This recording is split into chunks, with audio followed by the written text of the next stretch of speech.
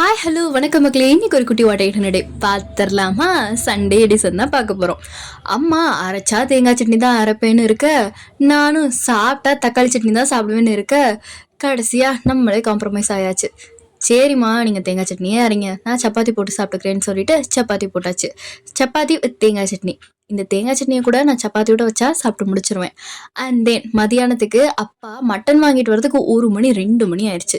இதுக்கப்புறம் எங்கிட்ட சமைக்கிறதுங்கிற ஒரு காண்டில் தான் நான் சுக்கா வைக்க ஆரம்பித்தேன். அம்மா அங்கே குழம்பு வச்சுட்டு இருந்தாங்க. ஆனால் மொத்தமாக சாப்பிடும்போது அந்த அருமையான டேஸ்ட் இருக்கே, என்னதான் நம்ம பார்த்து பார்த்து செஞ்சாலும் ஒரு சில நேரங்களில் நம்ம கையில் கிடைக்கிறதுனா போடுவோம். அப்போ அருமையான டேஸ்ட்டில் வரும். அப்போ தான் யாராவது ரெசிபி சொல்கிறியாங்குவாங்க. ஆஹா எனக்கே அது தெரியாதேங்கிற ஒரு மன கஷ்டத்தில் இருப்போம். நைட்டுக்கு பரோட்டா அதே குழம்ப குருமாவாக்கி செஞ்சாச்சு. இதோட ரெசிபி நான் போட்டிருக்கேன், ரிலேட்டட் வீடியோவில் கொடுக்குறேன்.